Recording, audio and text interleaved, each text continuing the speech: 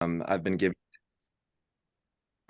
it to different brokerages, and we thought it'd be a good idea just to give it to the team and get your guys' feedback and thoughts, as well as hopefully give some extra information to Mackie and Lana that maybe aren't as up to date and involved in these kind of things. So yeah, we have some good information here about Integrity Capital and what we're seeing and how we're reacting to getting things financed in today's environment. So hope you guys enjoy.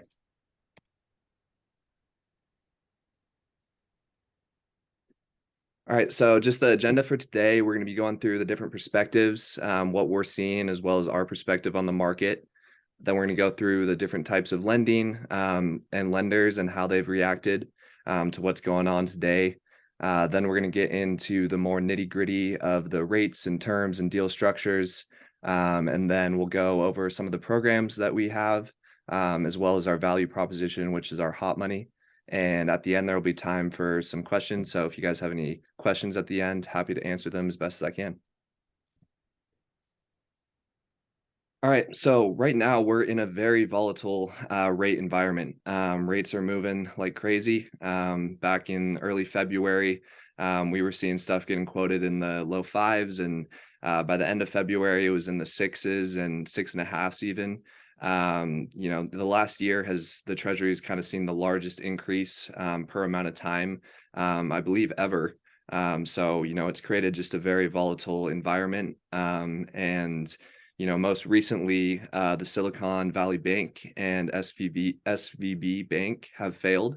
And that kind of caused the Treasury to drop. At least the 5-year went from about 4.3 to about 3.5.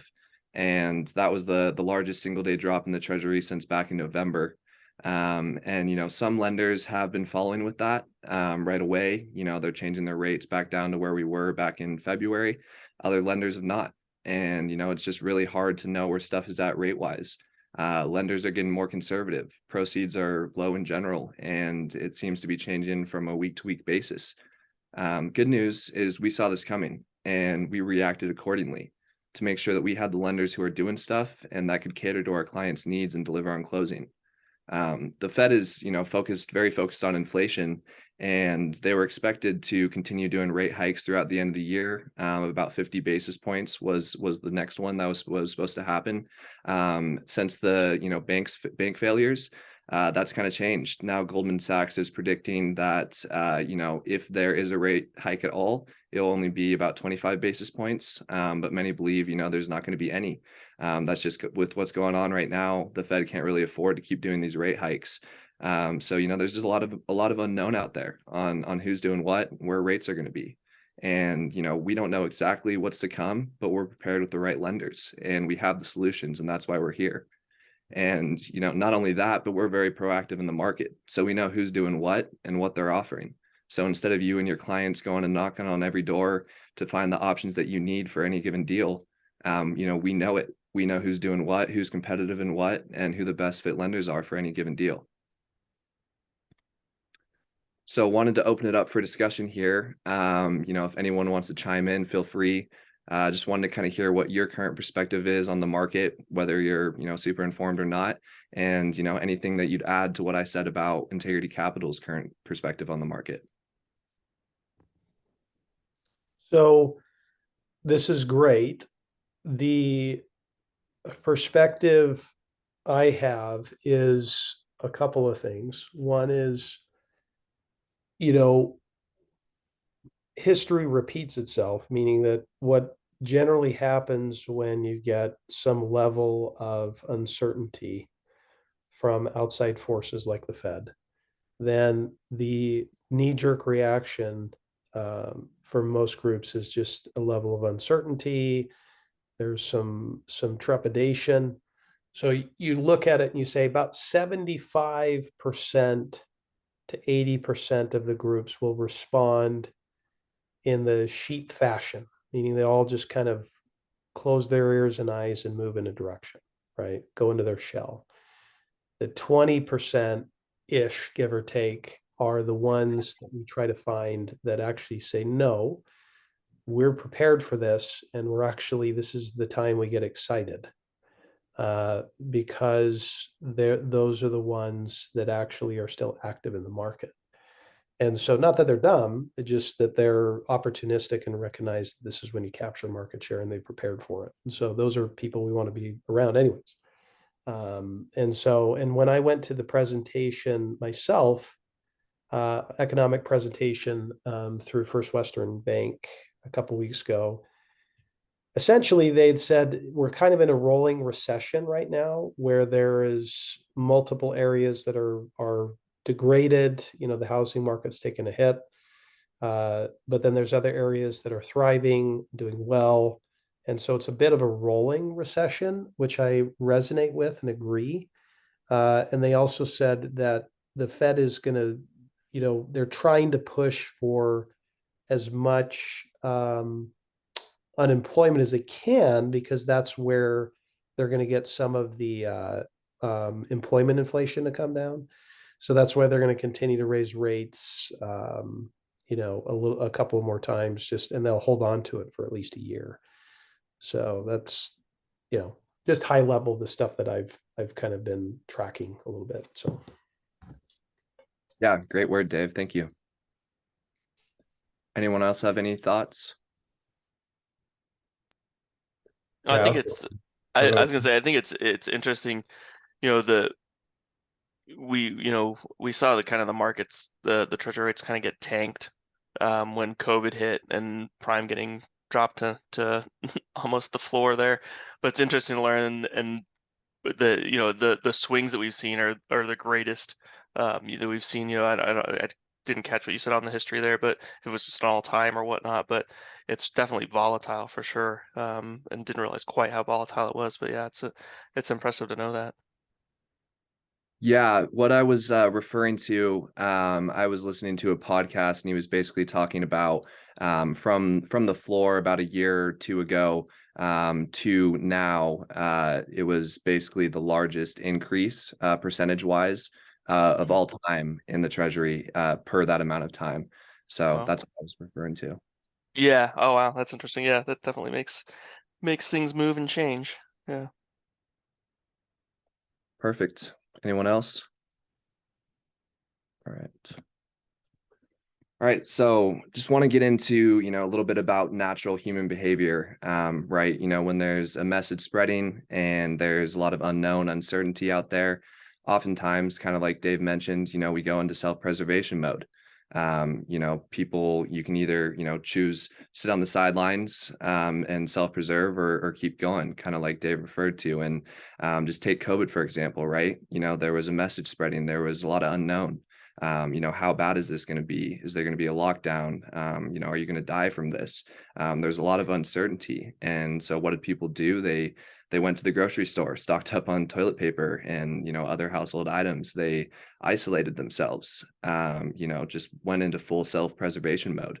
And, we're in a very comparable situation right now, just with everything that's going on in today's environment, right? I mean, there's a lot of unknown, what's going on with the Russia-Ukraine situation, what's going on with the banks. Are we going to be in a recession? Where are rates at? Why are the prices of my eggs doubling?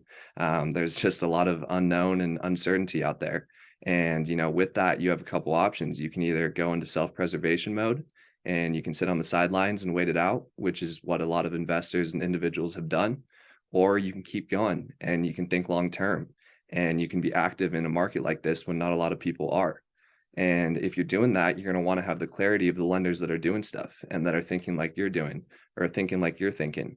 And, lenders vary a lot on terms, especially in today's environment. It's really hard to know unless you're super proactive in the market. And that's what we want to do, is provide that clarity.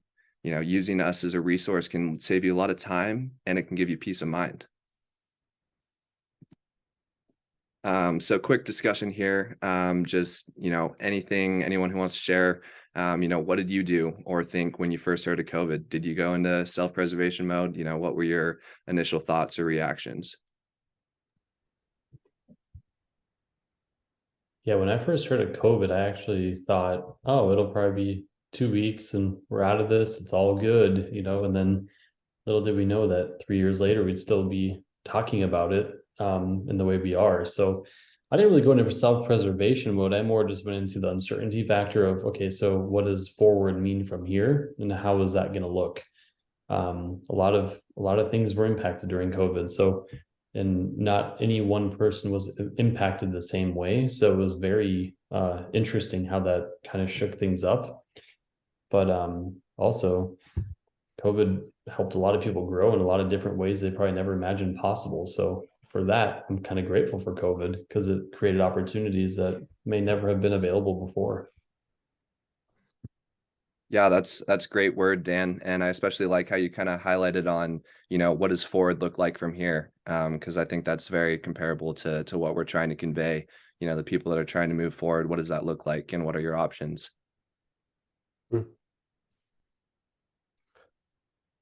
Anyone else, or good? I was just gonna say when this little mini story, but when we first heard of it, it was like spring break of college, and I was down in Arizona, and all these rumors were going around that the borders were going to be closed to Washington State, and so we weren't going to be able to get home. So we were like panicking that like if we drove home, we wouldn't be able to get home, and like weird like conspiracy theories that would come up, and everyone's just like telling you different things, and it's like, what do you believe? So I think initially it was like panic, confusing, what's going on. And then, once the dust settled a little bit, then it was like, okay, wait a second, like let's take a step back and really look at this from a wider perspective. And like, there's always going to be extremes. There's going to be people that are like on one end saying like, this is, watch out. And then on the other end, people aren't going to really care. So you kind of just have to like take both perspectives and kind of, figure out, okay, where do I fall in this? And is this really that big of a deal, or is it not? So, I mean, I think COVID really, I would say it taught us all a lesson in just different aspects of our life. And there was, good things that came out of just kind of the result of I mean, remote working, right? That's changed a lot. And then there's also things that we can take away from it that maybe we shouldn't have done, or the ways we reacted, we shouldn't have reacted. So yeah, it's good. Great word, Mackie. Yeah. All right. So we won't commit. Been seeing this a lot lately. Banks are shrinking in their shell. It's hard to get cash out and construction options. Hospitality is another struggle. Most of them are not committed to locking in rates before close. These are all things that a year ago were not an issue. Deals can blow up for any number of reasons, but especially in a volatile market like today, it creates some issues and can cause deals to blow up for any number of reasons. And banks are backing out of deals, and to show you some of the value we provide. One example that I have is I had a Denny's deal that I was working on, and we were moving forward in the process, and it was Tuesday. And the lender basically told me, hey, there was a train crash within the vicinity about 20 miles away from the Denny's that we were looking on getting financed. And because of that, they had to pull out. And we had to give a go or no go that next Monday on the Denny's, and the financing had to be in place. And luckily, we always have multiple lenders working on deals, ready to step in case something like that happens. And so I had another lender who was able to step right in, provide an LOI in 2 days, and we were able to give the go on that Monday. So that's just an example of, how in today's environment we can, provide certainty of execution. And, there's a lot of things that can go wrong in deals, but just having someone who knows what's going on and knows what lenders can move quickly to actually deliver on closing is a big deal. All right, so these slides I'm going to kind of move through fast, but just give like a brief overview. Not much to talk about for these, but just going to go over the different types of lending and kind of how they've shifted and where they're at today in today's environment. So Freddie Mac focused on multifamily affordable housing. They do 1 to 7.5 million, up to 80% LTV in some markets. And their rates are usually very competitive on the low end.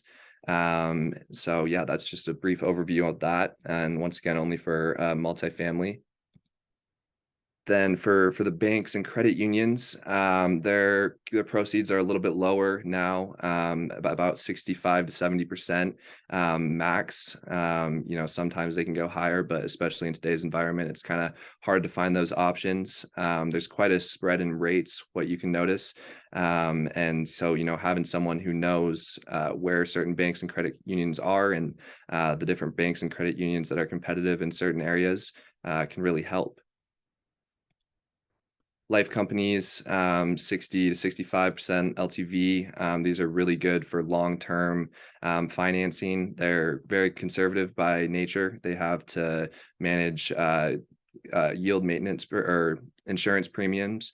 So because of that, it's not something that you want to do if you're thinking short term. They have yield maintenance as a prepayment penalty. So definitely good for long term, just good option for long-term fixed financing.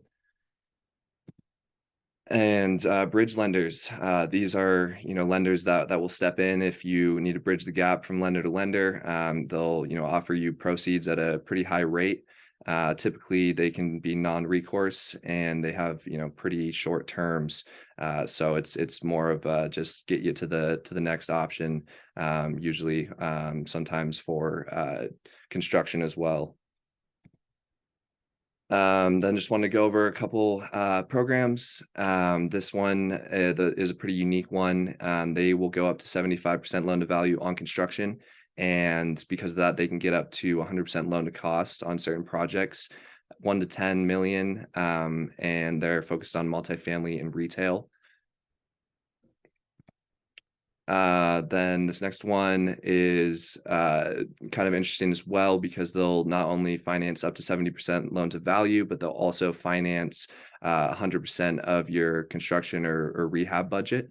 And with that, they have a pretty flexible prepay, really fast close.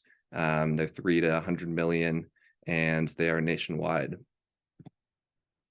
And this is a fixed rate Lifeco bridge, 7 to 65 million. They do apartment, industrial, and retail, and they have very competitive rates. And so, the 180 spread is very competitive.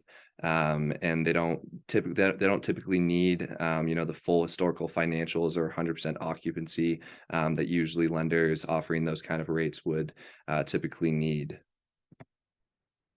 And then finally, just wanted to go over our hot money, which is kind of our value proposition. We're very relationship driven. We want to follow up with you and provide you with any value that we can. And one way we do that is through our hot money. And this is just information real time, updated every month with rates and lender expectations, meant to help you navigate what's going on in today's environment, and has some really good information on there. So and then lastly, just wanted to go over discussion. If you were a client or partner of Integrity Capital, what do you think would be the most valuable thing we provide? And is there anything that I didn't hit on that you think I should convey to our potential partners? Well, first of all, great job, Skylar. This was very informative, and you obviously prepared very well for it. So that's the first thing I want to say. Proud of you. From I think the perspective of,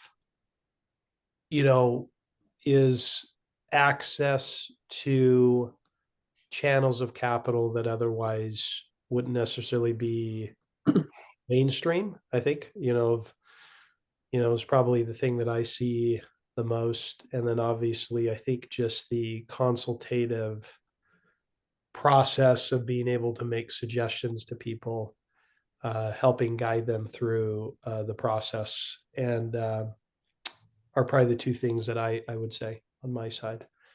Yeah. Awesome. Thank you, Dave. Great word. Yeah. Yeah, I think that was really good, Skylar. It was really well put together. I like that. And one thing that's stuck out that I think used more and more especially on presentations, that story, the example you gave was good because it's so spot on